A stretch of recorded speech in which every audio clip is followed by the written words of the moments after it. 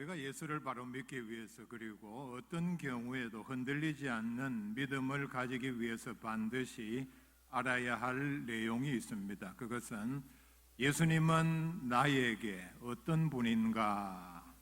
우리가 예수를 믿는다 고백하지 않습니까? 거기다가 예수는 나의 주이십니다. 나의 모든 것, 내가 가진 것뿐만 아니라 나의 삶, 나의 생명의 주인이십니다. 고백을 합니다. 늘 우리가 그렇게 고백을 하지 않습니까? 이 고백의 뜻은 예수님께서 나에게 원하시는 것이 있다면 언제든지 무엇이라 할지라도, 심지어는 생명까지도 예수님을 위해서 내어놓겠습니다 라는 것을 전제로 하고 있습니다. 그런 것도 생각하지 않으면서 우리가 함부로 예수님을 향해서 주님이라고 말할 수는 없습니다. 우리가 단돈 100만 원도 모르는 사람에게 빌려주거나 믿지 못할 사람에게 어떤 은행에 맡기지를 않습니다. 예수를 믿는다는 문제는 우리의 생사화복, 그리고 영생 아니면은 영원한 형벌이 걸린 매우 중요한 문제입니다. 그렇다면은 당연한 결론은 우리는 예수를 바로 알고 바로 믿어야 합니다. 예수님을 바로 알기 위해서 예수님은 나와 어떤 인격적인 만남 그리고 관계를 맺고 있는가 분명히 알아야 합니다. 예수님은 천국 보좌에 계시고 많은 사람들이, 아니면은 막연히 다른 종교에서 말하는 그들의 신관처럼 예수님은 하나님이시기 때문에 나와는 감히 나는 범접할 수도 없는 그런 하늘 보좌에 계시면서 나는 낮고 천한 땅에서 힘들게 어렵게 살아간다. 혹시 이렇게 생각하고 계십니까? 성경은 우리에게 예수님과의 인격적인 만남, 인격적인 교제, 매우 친밀한 관계를 가져야 한다 분명히 말씀을 합니다. 예수님께서는 놀라웠게도 이런 인격적인 그리고 친밀한 교제를 강조하기 위해서 우리를 향해서 먼저 내가 너희의 친구라 말씀했습니다. 너와 나는, 여러분들과 예수님은, 우리와 예수님은 친구다. 이제부터 친구하자. 놀라운 선언을 해주셨습니다. 성경 다른 곳에 보면 예수님을 가리켜서 우리의 형이라, 첫 번째 형이라 말씀을 합니다. 하나님이라는 아버지를 모신 큰 집안에 예수님은 맏아들이 되셔서 우리의 형님이 되시고, 그리고 우리는 예수님의 사랑하는, 예수님께서 우리를 보살펴 주시고 책임지시는 형님 역할을 하고 계신다. 예수님께서도 말씀을 하셨죠. 우리가 예수님 안에, 예수님께서 우리 안에 거하시는 삶이 이 땅에서 능력을, 또 기도 응답을 얻는 귀한 삶의 원동력이라 말씀을 했습니다. 우리가 이런 것을 염두에 두고 예수님을, 이런 예수님을 이렇게 교제하면서 믿고 사귀면서 또 대화하면서 예수를 믿는 믿음 생활을 해야 합니다. 이걸 모르는 채 막연하게 믿으라 그러니까 그냥 믿는다. 여러분, 그냥 믿어서는 되지 않습니다. 뭘 보고 믿습니까? 아니, 그분이 나한테 어떤 분이길래, 나한테 해준 게 뭐가 있는지 내가 모르면서 어떻게 막연하게 믿습니까? 세상에서 그렇게 믿는 대상이 있습니까? 믿는다고 고백하는 어떤 대상이 있다 칩시다. 나는 그분 믿습니다. 절대적으로 믿습니다. 신뢰합니다. 그런데 그분이 어떤 분입니까? 당신에게 무엇을 해주었습니까? 묻는다면 글쎄요, 그런 좋은 기억은 없습니다만 하여간 믿습니다. 바보들이나 하는 얘기입니다. 우리는 예수님에 대해서 믿는다고 고백하면서, 주라고 고백하면서, 스스로를 예수님의 종이라고 자처하면서 이런 어리석은 믿음을 가져서는 되지를 않습니다. 우리가 잘못 믿는 개념 가운데 하나는 우리가 늘 생각하면서 예수님께서 나를 아실까? 내 이름을 아실까? 내가 지금 이 세상에 살아가면서 여러 많은 어려운 문제 때문에 고통당하고 힘들게 살아가고 있는데 과연 예수님께서는 나의 이런 어려운 형편을 아실까? 내가 누군지 나를 소중하게 생각하실까? 여러분, 나를 소중하게 생각하지 않는 대상에 대해서 내가 마음을 두고 사랑한다고 고백할 필요가 있겠습니까? 소위 세상에서 흔히 하는 말로 나를 발가락 사이에 낀 때만도 못하게 생각하는데 나는 일방적으로 그분을 좋아하고 신뢰하고 모든 것 갖다 바치고 이런 일은 있을 수 없습니다. 우리가 흔히 세상적으로 생각해서 내가 가진 것이 없고 무식하고 변변치 않은 그런 신분이라서 세상에 가는 곳마다 변변한 환영을 받지 못한 이런 삶을 산 분들이 마음의 어떤 열등감, 자격지심 때문에 예수님께서도 나를 그렇게 생각하시는 것이 아닌가. 왜냐하면 세상에 보면 현실적으로 잘나고 똑똑한 사람들이 얼마나 많습니까? 이런 사람들에 비해서 나는 정말 미미하고 보잘것없는 사람이라는 생각 때문에 혹시 예수님께서도 나를 그렇게 생각하지 않는가? 예수님에 대해서 예수님께서 나를 어떻게 대하시고 나에게 어떤 은혜를 베풀어 주셨는가에 대해서 바로 아는 것은 매우 중요한 문제입니다. 우리가 성경 말씀을 통해서 예수님께서 우리에게 하시는 말씀, 내가 너를 얼마나 소중히 생각하고 너를 얼마나 사랑하며 얼마나 많은 은혜를 베풀어 주셨고 그리고 너를 귀하게 여긴다 하는 음성을 들을 수 있어야 합니다. 여기에서 우리의 본격적인 믿음이 시작을 합니다. 요한복음 10장 3절에 예수님은 선한 목자라 말씀을 하시면서 자기 양의 이름을 각각 불러서 인도하신다 말씀을 합니다. 상징적으로 우리를 향한 모든 관심과 애정을 담은 말씀입니다. 예수님께서는 우리가 흔히 생각하는 것처럼 한국에 사는 1,000만 그리스도인들 도매금으로 묶어서 한꺼번에 생각하고 인도하고 어느 교회 단위로 어느 교회 성도들 잘 됐으면 좋겠다, 내가 복을 내린다 이렇게 대하는 것이 아니라 각각 그 이름을 불러서 인격적으로 대하시고 우리를 인도하신다 말씀을 합니다. 먼저 나에게 그러면 예수님께서는 어떤 은혜와 사랑을 베푸셨는가? 성경 말씀에 특별히 오늘 읽어드린 34절 말씀에 보면은 매우 짧지만은 의미 깊게 우리에게 말씀을 합니다. 첫째로 보면은 예수님은 나를 위해서 십자가에 달려 죽으셨다 말씀을 합니다. 이 말의 뜻은 내가 받을 모든 벌을 내 대신 이미 다 받으셨습니다. 내가 치러야 할 죄값을 예수님께서 다 치르셨다는 뜻입니다. 그래서 우리는 하나님의 은혜로 구원받았다는 말을 합니다. 전적인 예수 그리스도의 은혜로 대속의 보혈의 공로로 하나님의 은혜로 구원받았다는 말은 짧지만은 엄청난 은혜와 그 뜻을 포함하고 있는 깊은 말씀입니다.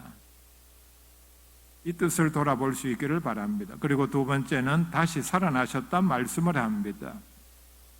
예수님의 부활은 예수님의 부활 그 하나만으로 끝나는 것이 아니라 고린도전서 15장 20절에 우리 잠자는 자들의 첫 열매가 되셨다 말씀을 합니다. 예수님께서 부활하심으로 예수 믿는 우리 모두가 다 부활하는, 부활해서 영원히 사는 길을 열어주셨다 말씀을 합니다. 엄청난 은혜죠. 이런 일들은 바로 우리의 구원을 위해서 2000년 전에 하신 일입니다. 우리가 늘 성경을 통해서 읽을 때마다 말씀을 들을 때마다 듣는 내용들입니다. 여러분, 이 내용들에 대해서 얼마나 실감합니까? 조금 막연하지 않습니까? 아니 2000년 전에 팔레스타인 한 구석에서 예수님께서 나를 위해서 십자가에 달려 죽으셨다고 하는데 내가 본 것도 아니고 그때 사진 찍어 놓은 걸 내가 본 것도 아니고 필름을 본 것도 아니고 우리가 막연하게 듣기만 해서는 물론 보지 않고 믿는 자들은 복이 있다고 말씀을 하셨지만은 의심이 많은 사람들에게는, 따지기 좋아하는 사람들에게는 이런 얘기만 가지고는 예수님과의 인격적인 만남을 실감하지를 못합니다. 정말 예수님께서 내 안에 계시는지, 내가 예수님 안에 거하는지, 예수님으로부터 포도나무 가지가 그 줄기에 붙어 있는 것처럼 모든 능력과 생명의 원천을 공급받는지 실감할 수 없습니다. 제가 34절 말씀을 중심으로 말씀을 드립니다. 그리고 여러분들은 이미 제목을 통해서 내가 무엇을 전하려고 하는지 알고 계십니다. 자, 제목을 몰랐다면, 보지 못했다면, 34절 말씀을 듣지를 못했다면, 만약에 여러분에게 누가 예수님은 지금 뭘 하고 계십니까? 물었다면 예수님께서는 지금 나를 위해서 천국 보좌에서 나를 위한 기도를 드리고 있습니다. 한마디로 딱 부러지게 대답할 수 있는 사람이 별로 없었을 것입니다. 실감하지 못하기 때문입니다. 막연하게 세상의 다른 종교를 믿는 사람들처럼 예수님은 하나님이시니까, 그리고 부활해서 승천했다고 하니까 그냥 천국 보좌에 하나님 우편에 편하게 앉아 계실 것이라고만 생각하는 분들이 많을 것입니다. 예수 믿는 사람들 중에서도. 그래서 예수님은 그렇게 계시기 때문에 나와는 별 상관이 없는, 내가 이 땅에서 어떤 형편 가운데 내가 어떤 힘든 일을 겪으면서 내가 무슨 생각을 하고 있는지 예수님은 나와는 별 상관없이 천국 보좌에 그냥 앉아 계시는 것이 아닌가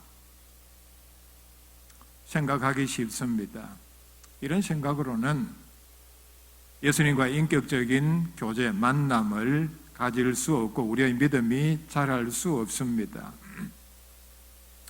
예수님께서 지금 나를 위해서 천국에서 무엇을 하고 계시는가를 바로 아는 것은 우리의 믿음에 매우 중요한 역할을 합니다. 예수님은 하나님 우편에서 우리를 위하여 간구하고 계신다 말씀을 합니다. 기도하고 계신다. 그냥 단순한 기도가 아니라 신학적으로 중재대언의 기도라 말씀을 합니다.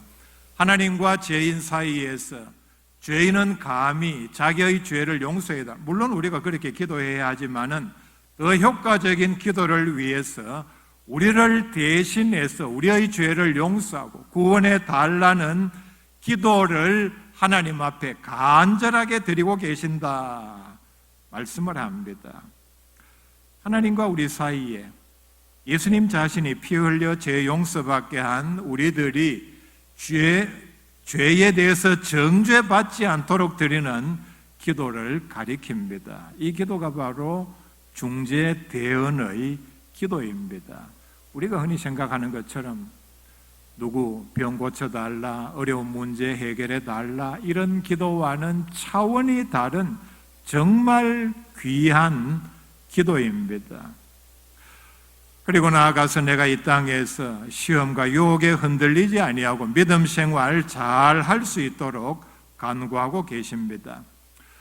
예수님은 이후에 우리와 관계에서 역할이 정해져 있습니다. 예수님은 심판주이십니다. 동시에 심판주와는 성격이 맞지 않는 우리의 대언자이십니다. 요즘 우리가 하는 말로 예수님은 우리의 변호사라는 얘기입니다. 예수님은 우리의 변호사로서 우리를 위하여 간구하고 계십니다. 죄 없다, 죄 용서해 달라 간구하고 변호사가 하는 것처럼 변론하고 있습니다. 그렇기 때문에 예수님은 우리를 정죄하지 못합니다. 죄가 있다고 따지고 마치 고소하는 것처럼 법정에서 그렇게 우리를 궁지에 몰아넣지 않는다는 얘기입니다. 왜냐하면 이미 자신의 피로 우리의 모든 죄를 씻어주셨기 때문입니다. 그리고 지금은 우리를 위하여, 우리 죄를 위하여 간구하고 계십니다. 그 내용 가운데 하나는 내가 저 사람의 죄를 용서받게 하기 위해서 대속의 죄사 모든 피를 흘려 내렸지 않습니까? 중요한 기도의 내용입니다. 이렇게 보혈을 흘려서 우리의 모든 죄를 다 씻겨주셨고, 그 다음에 이렇게 기도하시고 마지막 심판 때, 우리가 하나님의 심판대 앞에 섰을 때에 우리를 향해서 너는 죄인이니까, 죄를 많이 지었으니까 지옥 가라 심판하시는 일은 있을 수 없다는 얘기입니다. 요한일서 2장 1절에 만일 누가 죄를 범하여도 아버지 앞에서 우리에게 대언자가 있으니 우리에게는 변호사가 있는데 곧 의로우신 예수 그리스도시라. 예수님은 우리의 완벽한 변호사이십니다. 완벽한 변호사입니다. 변호를 하기만 했다 하면은 100% 무죄 판결을 받게 하는 능력 있는 변호사라는 뜻입니다. 더더구나 놀라운 사실은 예수님께서는 자원해서 우리의 변호를 맡았습니다. 뉴스를 통해서 들은 얘기입니다. 어떤 죄는 변호사들이 변론을 하지 않는다고 합니다. 대표적으로 살인죄는 변호사가 볼 때 이건 내가 변론할 가치도 없다 해서 변호를 맡지 않는다고 합니다. 그런데 우리의 평생에 지은 모든 죄를 예수님께서 보시기에 얼마나 흉악하고 끔찍하고 그 양이 많겠습니까? 그럼에도 불구하고 예수님께서는 공소사실을 다 읽어보시고 난 다음에 이 죄인을 위해서는 내가 변론을 해야 되겠다. 나 말고 누가 유능한 변호사가 있어서 이 사람을 무죄 판결 받게 하겠는가? 내가 자원한다는 심정으로 우리의 변론을 맡았습니다. 더 놀라운 사실은 말로만 변호하는 것이 아니라 이미 죄인인 나를 위하여 죄값을 다 치르셨습니다. 죄값을 다 치르고 이제는 법정에서 변호를 합니다. 십자가상에서 다 이룬 대속 사역을 확실히 하기 위함입니다.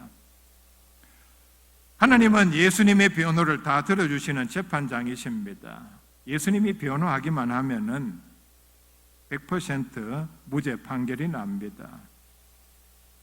우리가 하나님 앞에서 받는 재판은 짜고 하는 재판입니다. 이미 약속이 다 돼 있는 얘기입니다. 예수님께서 여러분에게 이런 말씀하는 내용이 들리십니까? 너희들이 장차 하나님의 심판대 앞에 서는데 내가 변호한다. 그런데 걱정하지 마라. 이미 얘기는 다 끝났다. 참 세상에서는 도저히 있을 수 없는 얘기입니다. 이런 변호사가 있다면은 징역 살아야 되겠죠. 무슨 짓을 했는지는 모르지만은. 그런데 천국의 법정은 세상 법정과는 완전히 다릅니다. 왜냐하면은 판사와 변호사가 부자지간이기 때문입니다. 이런 경우 여러분 상상할 수 있습니까? 하나님과 예수님이 재판장과 변호사로서 한 집에서 식사를 하면서 변호사에게 묻습니다. 아들아, 오늘 재판 있지? 그럼 누구냐? 누굽니다. 여러분 이름 생각하시고 들으세요. 그래, 죄가 뭔데? 예수님은 이렇게 말합니다.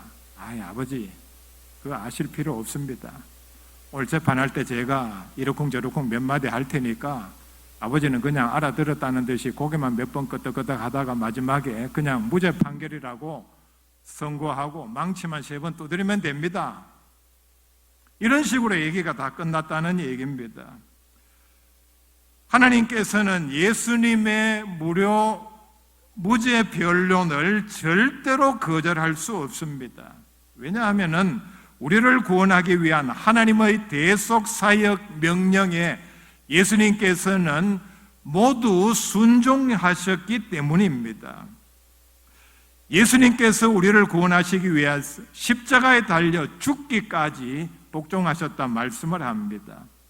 그리고 지금 우리를 위하여 간구합니다. 그런데 우리가 그런 예수님께서 변론하시는 재판에 우리가 유죄 판결을 받고 지옥 간다. 그럼 무슨 부자 관계가 그렇습니까? 집에서 얘기가 다 끝났다고 했는데, 예수님은 완벽한 변호사라고 했는데, 그렇다면은 예수님의 체면이 뭐가 됩니까? 우리하고 이런 약속이 있었겠죠. 내가 변론할 테니까, 내가 변론하면은 내가 과거에 너희 죄를 다 용서받기 위해서 피를 흘린 것도 있고, 그리고 하나님과의 약속도 있고 하니까 너는 100% 무죄다. 약속을 하고 재판정에 들어갔는데 뜻하지 않게 정반대의 결과가 나왔다면은 예수님 체면이 뭐가 됩니까? 아마 어쩌면 성경에 나온 예수님의 거의 모든 말씀이 거짓말이 되고 맙니다. 예수님은 십자가에 달리셔서도, 죽어가는 고통 가운데서도 자기를 십자가에 못 박는 사람들을 위하여 누가복음 23장 34절에 아버지여 저들을 사하여 주옵소서, 자기들이 하는 것을 알지 못함이니이다, 용서해 달라고 기도하셨습니다. 히브리서 7장 25절에 그러므로 예수님을 가리킵니다. 예수님은 자기를 힘입어 하나님께 나아가는 자들을 온전히 구원하실 수 있으니 이는 그가 항상 살아계셔서 그들을 위하여 간구하심이라 말씀하고 있습니다. 우리의 구원을 위하여 간구한다는 뜻입니다. 우리가 회심하고 중생하고 난 다음에 수십 년의 기나긴 믿음의 여정 가운데서 어떤 환난과 박해를 만나도 굴하지 아니하고 거룩의 단계까지 나아갈 수 있도록 기도하고 계십니다. 위대한 믿음의 사람, 기도의 능력의 사람이 나를 위해서 지금 계속해서 기도하고 있다면은 여러분, 그 사람은 얼마나 든든하겠습니까? 이 세상 어떤 힘보다도, 어떤 배경보다도 든든한 힘을 가지고서 세상을 살아가며 믿음 생활하는 사람입니다. 그런데 이와는 비교도 되지 않는 하나님이시요 구원자이신 예수님께서 나를 위해서 기도하고 계신다. 여러분, 근본적으로 지금까지 가졌던 나에 대한 생각을 이 말씀으로 바꿀 수 있기를 바랍니다. 내가 누구냐? 하나님이신 예수님께서 지금 나를 위해서 기도하고 있는, 내가 이만큼 귀하고 특별한 존재가 바로 우리들입니다. 예수님은 지금 우리를 위하여 간구하시고 우리의 대언자이십니다. 우리의 전속 변호사라는 얘기입니다. 그래서 비록 우리가 죄를 지었다 할지라도 회개한 죄에 대하여 우리를 정죄할 수 없습니다. 33절 말씀 볼 수 있기를 바랍니다. 그러기 때문에, 물론 결론은 뒤에 나옵니다. 우리가 앞에 두고 생각해도 됩니다. 그렇기 때문에 누가 능히 하나님께서 택하신 자들을 고발하리요? 의롭다 하신 이는 하나님이시니. 이제는 더 이상 주로 마귀가 하는 일입니다. 하나님 앞에, 하나님, 저 인간 저거 잘 알지 않습니까? 얼마나 이중적이고 간사하고 겉으로는 거룩한 척해도 과거에 어떤 죄를 지었고 지금 어떤 시커먼 속마음을 가지고 있고 얼마나 더러운 인간입니까? 저런 인간이 지금 어떠고 저떠고 고발할 수 없다는 얘기입니다. 여러분 마음에 자기 스스로 아니면은 교회의 어떤 일꾼을 향해서 그런 마음이 있다면은 바로 마귀가 주는 마음입니다. 어느 누구도 우리가 예수님을 우리의 유능한 변호사로 둔 이상 우리를 고발할 수 없다고 했습니다. 고발한들 뭐합니까? 100% 무죄 판결 나는데 뒤에 이유를 말씀합니다. 의롭다 하신 이는 하나님이시니, 이미 하나님께서 우리를 의롭다고 선언해 주셨기 때문입니다. 재판은 한번 판결이 나면 그것으로 끝이죠. 특별한 이유가 없는 한 그 판결은 효력을 지속합니다. 뒤에 34절에 누가 정죄하리요? 아무도 우리를 다시 고소하고 죄 있다 말할 수 없다는 얘기입니다. 그 이유가 다시 설명을 합니다. 이미 예수님께서 우리를 위하여 죽으셨고 그 다음에 부활하셨고 다시 예수님께서 우리의 변호사로 하나님 앞에서 우리를 위한 중재 대언의 기도를 드리고 계시기 때문입니다. 다시는 우리를 정죄하거나 고소할 수 없다. 몇 중으로 강조를 하고 있습니다. 우리를 의롭다 하시는 이는 하나님이시니 이미 하나님의 판결은 끝났다는 뜻이고 예수님은 우리의 완벽한 변호사시요 우리의 죄를 용서받게 하기 위한 모든 속죄 절차가 2000년 전에 십자가상에서 끝났고 이런 식으로 몇 번 강조를 하고 있습니다. 만약에 예수님께서 심판대에서 우리를 정죄한다면 지금까지 십자가에서 흘리신 모든 대속의 보혈, 사랑과 중재의 대언의 기도를 다 뒤집는 행위입니다. 하나님이시여 하늘과 땅의 모든 권세를 가지신 예수님께서 지금 나를 위하여 기도하고 있다는 사실을 내가 믿는다면, 실감한다면 지금 내가 세상에 살아가면서 당하고 있는 시험, 괴로움, 환난은 전혀 문제가 되지 않습니다.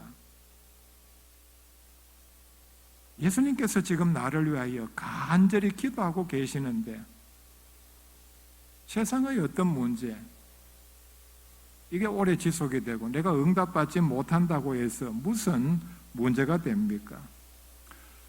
때로는 우리가 하나님의 자녀라고 하면서도 힘들고 괴로운 일을 만나고 이런 가운데서 도와주는 사람도 없고 많은 사람 가운데서 나만 홀로 남은 것 같을 때에도 예수님께서는 지금 나를 위해서 기도하고 계신다는 사실을 우리는 절대로 잊지 말아야 합니다. 내 힘으로는 도저히 헤어날 수 없는 위기 가운데 있습니까? 나를 위해서 기도하는 예수님의 음성을 들을 수 있기를 바랍니다. 그렇다면 우리는 어떤 경우에도 우리의 믿음이 흔들리지를 않습니다. 이 사실을 뒤에 나오는 말씀에서 증명을 합니다. 35절 말씀, 누가 우리를 그리스도의 사랑에서 끊으리요?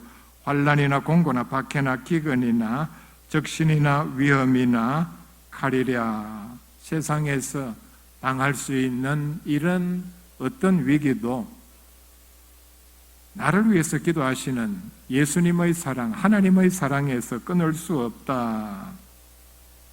37절, 그러나 이 모든 일에 우리를 사랑하시는 이로 말미암아 우리가 넉넉히 이기느니라. 이런 모든 것을 이길 수 있는 능력의 원천이 바로 내 자신이 예수님은 지금 나를 위해서 기도하고 계신다는 사실을 믿는 믿음에서 나온다는 것을 여기서 말씀을 합니다. 38절에 내가 확신하노니 사망이나 생명이나 천사들이나 권세자들이나 현재 일이나 장래 일이나 능력이나 높음이나 깊음이나 다른 어떤 피조물이라도 우리를 우리 주 그리스도 예수 안에 있는 하나님의 사랑에서 끊을 수 없으리라. 분명히 말씀을 합니다. 우리를 향한 위대한 하나님의 사랑은 많은 영역에서, 많은 부분에서 우리에게 나타나고 성경에서도 말씀을 합니다. 그런데 많은 것 생각할 필요 없이 단 하나만 예를 든다면 예수님께서는 지금 천국에서 나를 위해서 기도하고 계신다.